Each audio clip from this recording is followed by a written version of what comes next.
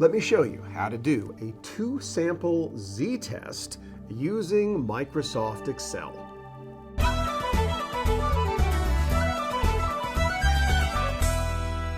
For this example, we're going to be using a spreadsheet that I created for you called Two Sample Tests, Z and P, referring to probabilities. That spreadsheet is available in class or through a link in the description for this video.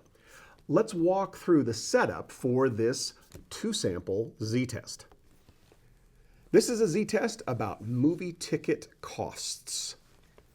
An investor is interested in the prices charged for movie tickets between the single-screen Aztec Theater and the larger Springfield Googleplex Theater. From past earnings reports, he calculates the standard deviation, or sigma, for each theater. He then selects an independent random sample of ticket prices from each theater. And it is the mean of these ticket prices that we are going to be comparing to determine whether they are statistically significantly different. For reference, let me show you the details, the numbers that we're going to need as we do this test. Here is the sample size for Aztec and Googleplex. The sample means the population standard deviations, which have been calculated from previous research. Typically, we do not have population standard deviations. And the population variance, which of course is the square of the population standard deviation. Standard deviation squared. Keep these numbers handy as we walk through this example. Now we're going to walk through the 5 steps of hypothesis testing for a two-sample z-test. Step number 1 is always the easiest.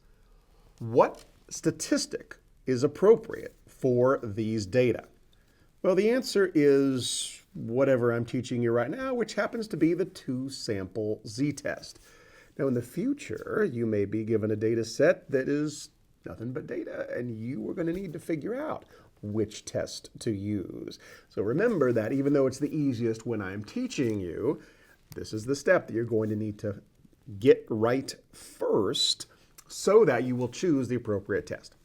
Now, step number 2 is to state the null and the alternative hypothesis.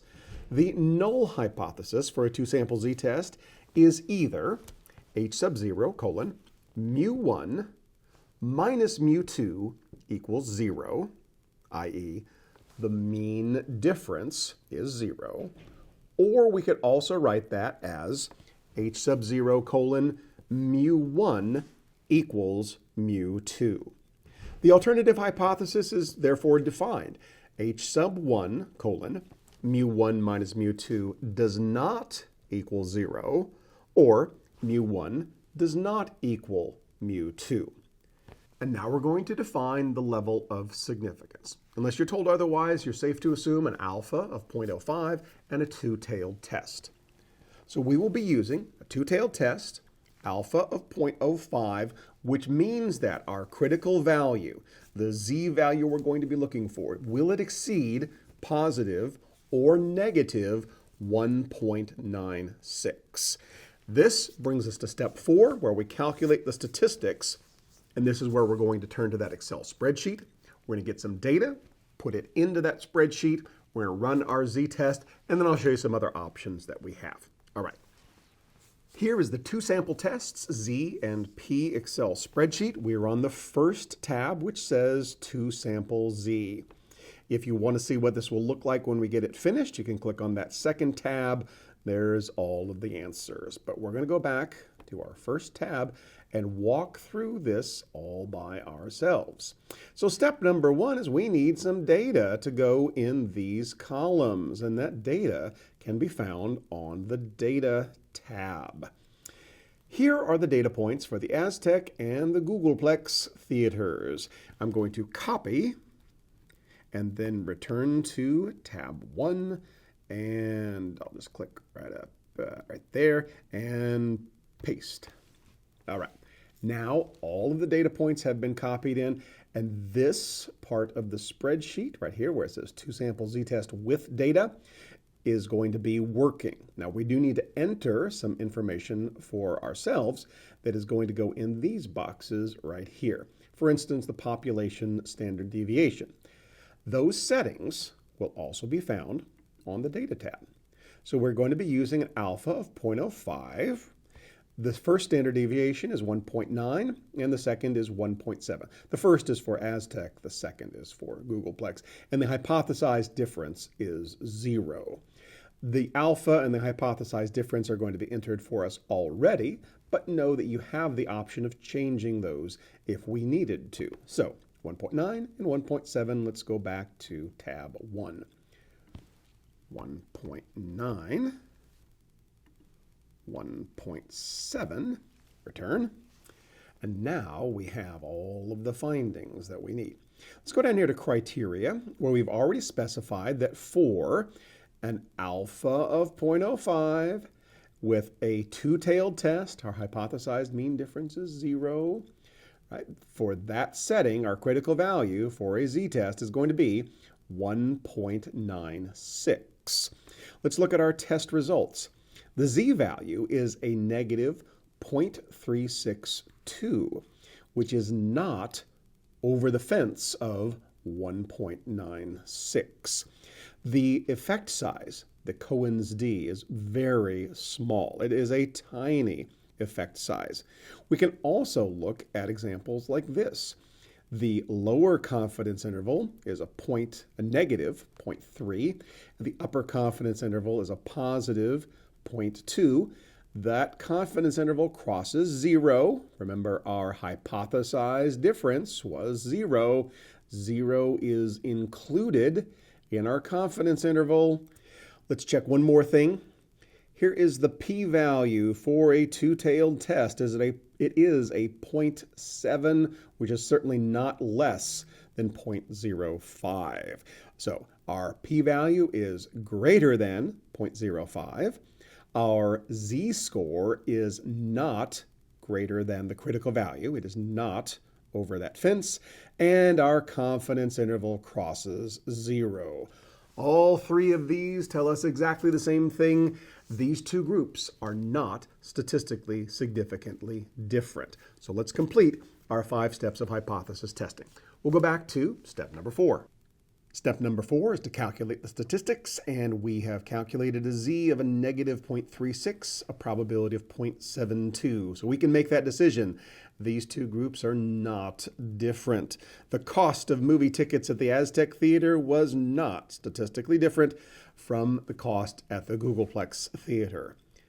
And here is how I would write up those results in APA style. I start by identifying the type of study that was conducted, the two groupings, I mentioned the settings for this test, and I include the means for each theater.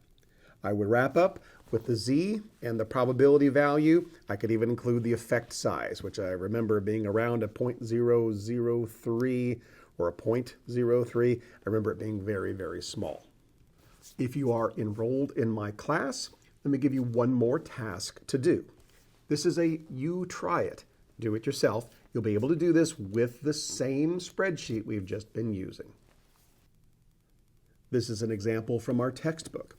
Homestyle sells furniture at 2 stores in Buffalo, New York. One is in the inner city, the other is in a suburban shopping center. There is a difference in the types of furniture sold at each store, and the manager believes this can be attributed to the difference in customer demographics. The manager wants to investigate the difference between mean ages of customers who shop at the 2 stores. Here we have the sample size, sample mean, and standard deviation for these stores. Well, let me show you how we can do a 2-sample z-test using this Excel spreadsheet, even if we don't have data. We are still on the first tab for our 2-sample z-test. Here's the analysis we've already done. Let's scroll down just a little bit and you will find 2-sample z-test without data. Now, obviously, I'm not going to show you the answers here, but let me just enter a few numbers. Our first sample size is, about 34. Our second group is 38. The sample mean is 5. Over here, the sample mean is 6. Population standard deviation, 2.5. And over here, it's 3. Obviously, I'm just making up numbers as I go to illustrate how you use this technique. All right, there's our critical value. It's a 1.96. Let's see what we got. Our z-test value is a negative 1.5, which is not over the line, not over the fence. P-value is a 0.12, which is not less than 0.05. We even have a note right here that says non-significant. Our confidence interval down here crosses 0. So again, non-significant findings for this example, which of course is not the example that I just showed you. You will need to enter your own settings in order to complete that assignment. But let me show you what the answers will be so you can know after you've done this yourself whether you got the answers correct. What is the point estimate of mu1 minus mu2? That is, subtract the two means. The difference is 5 years. What is the confidence interval estimate of the mean difference in customer age?